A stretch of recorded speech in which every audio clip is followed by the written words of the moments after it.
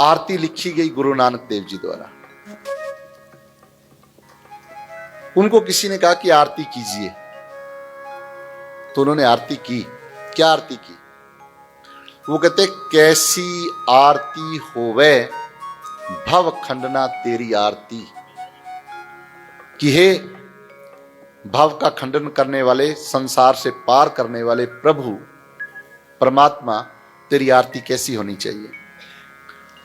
अनहत्ता शब्द वजंत पेरी, कहते कि एक ही आरती है कि अपने अंदर उस प्रभु के नाम को, ओम को, अनद नाद को, दिव्य धुन को अपने अंदर से सुनो, अगर आप आत्मा का कल्याण करना चाहते हो।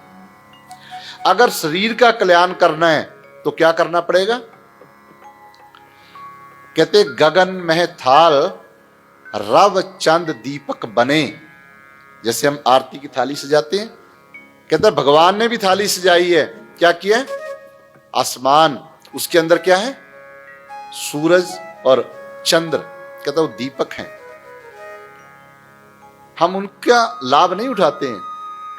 यहां पे कहना चाहते हैं कि भगवान ने भी दीपक बनाए, जो हम दीपक बनाए हैं ऐसे ही भगवान ने दीपक बनाए।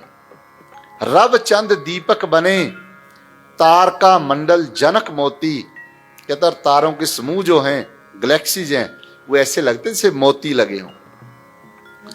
फिर कहते धूप मल्यान लो, कहते जितनी भी फल फूल हैं, जो फूल है ना, ये फूल, ये क्या है?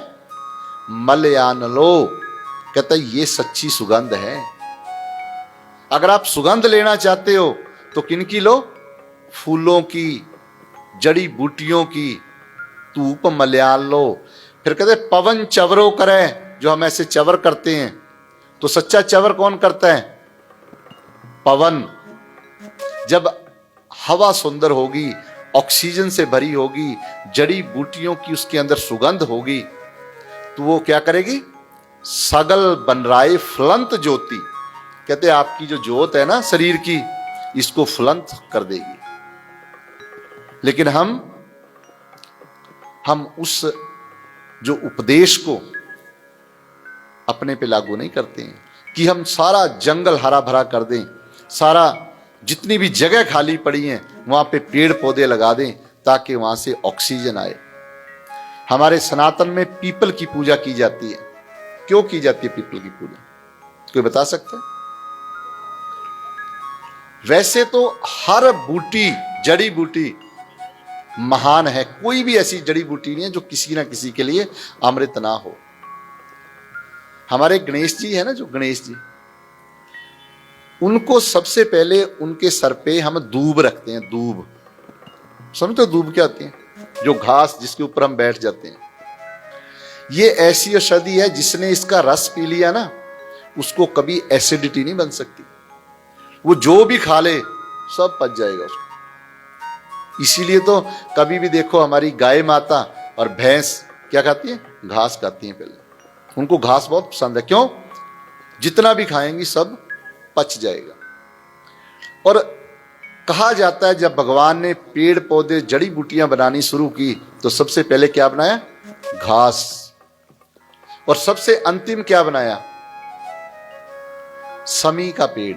समी पता है आपको? वो कहते हैं गणेश जी को बड़ा पसंद है। जो घर में रखता है ना, उसको कभी टेंशन नहीं होती, आनंद में रहता है। तो इसका मतलब क्या है? इसका मतलब है सबसे पहला घास बनाया और सबसे अंत में क्या बनाया? समी। तो हम अंग्रेजी में कहते हैं ना A to Z, एक से लेके लास्ट तक सारी की सारी भगवान ने जड़ी बूटियां बनाई, सारी की सारी महान है। इसलिए गुरु नानक देव जी ने लिखा, कुदरत कवन कहा विचार। कहता मैं कुदरत पे क्या विचार करूं? जिस दिन विचार कर लिया ना, कहते वार्या ना जावा एक बार। कहता मैं फिर उस पे एक बार बलिहार नहीं जाऊंगा। ऐसा नहीं करना चाहता कि मैं अपने आप को निछावर कर दिया एक बार। कहता वार्या ना जावा एक बार, कहते बार बार बलिहार जाना चाहता हूं। जिसपे हमारे महापुरुष बार बार बलिहार जाना चाहते हैं, हम उन जड़ी बूटियों को काटते जा रहे हैं। वैसे हम क्या पढ़ते हैं, आप कभी देखना, हम पढ़ेंगे सात धरती भई हरियावली जिथे मेरा सतगुर बैठा है। कहते वो धरती हरी भरी होती है जहां पे मेरा गुरु आके बैठता, जहां पे राम बैठा, जहां पे कृष्ण महाराज बैठे, जहां पे नानक और श्री गुरु गोविंद सिंह महाराज बैठे, वो धरती हरी भरी थी। आप देखो नाम रख दिया आनंदपुर साहब, आनंद जहां पे हो। लेकिन हम सोचते हैं कि केवल और केवल पत्थर और ये चमकीली टाइलें लगा के, ये भी अच्छी हैं, लगाएं, लेकिन अगर जड़ी बूटियां नहीं होंगी तो हम सांस कहां से प्राप्त करेंगे। अभी हमने सांस की बात की, आप ये बताओ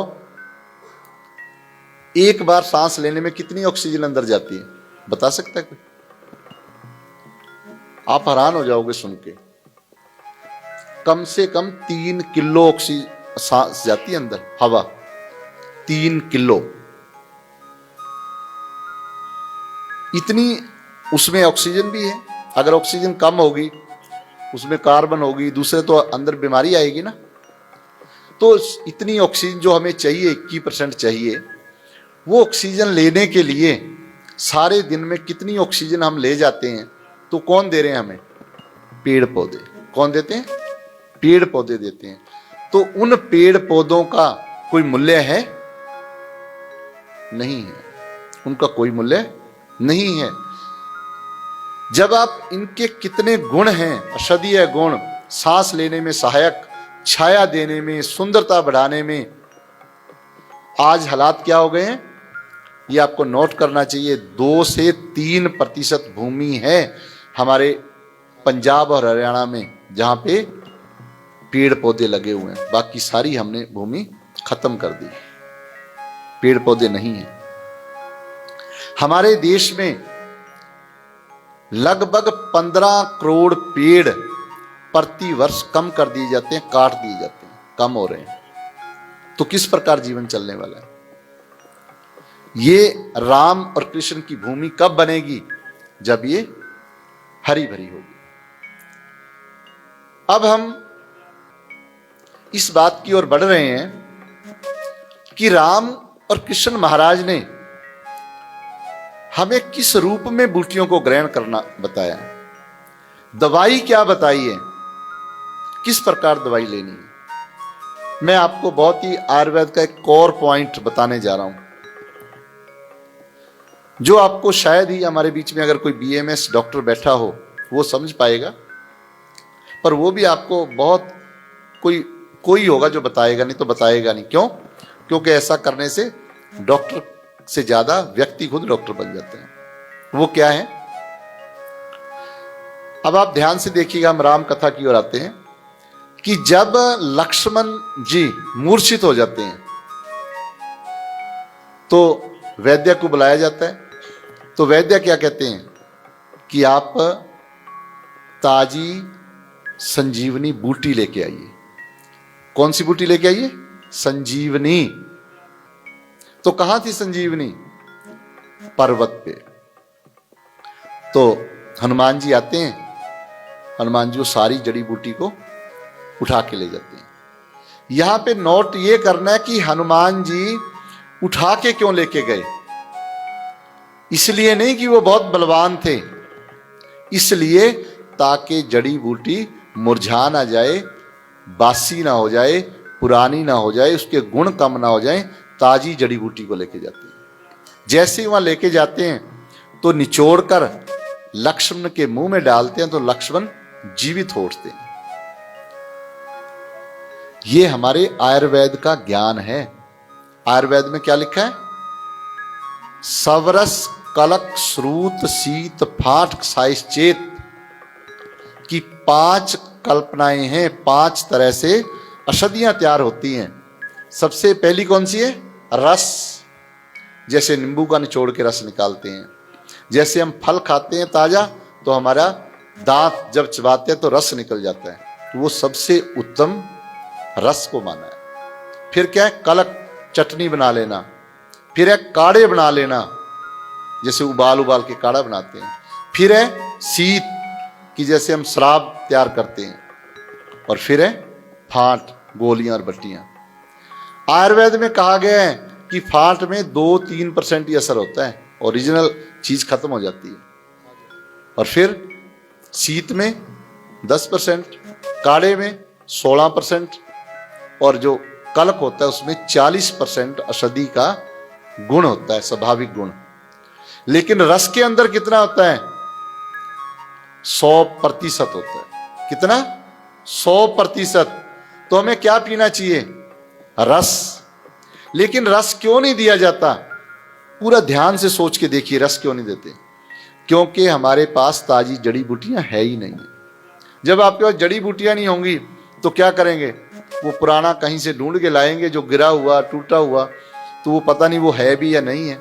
इसलिए आयुर्वेद के जो बहुत ही उच्च सोच रखने वाले वैद्य हैं वो एक कहावत बोलते हैं, लेकिन इस कहावत को बुरा नहीं मानना। हमारे बीच में अगर कोई पंसारी बैठा है, कहा जाता है पेड़ से लो, पंसारी से नहीं। किससे लो? पेड़ से। जब पेड़ से सीधा लेंगे तो उच्च। तो ये शिक्षा दी भगवान राम ने लक्ष्मण का जो प्रसंग है। असल में लक्ष्मण को कुछ नहीं हुआ, सारी लीला है। भगवान राम ने कहा कि अगर कभी आपके साथ ऐसा हो तो ताजी जड़ी बूटी लेके आओ, और उसको जैसी दोगे तो ठीक हो जाएंगे। पहले हमारे सारे बड़े बड़े युद्ध होते थे तो इसी प्रकार ताजी बूटियों से ही लोगों को ठीक किया जाता था। लेकिन धीरे धीरे हमें हमारे इतिहास से, हमारे राम कृष्ण के जो हमें शिक्षाएं देने मिलनी थी, उन शिक्षाओं से दूर कर दिया गया।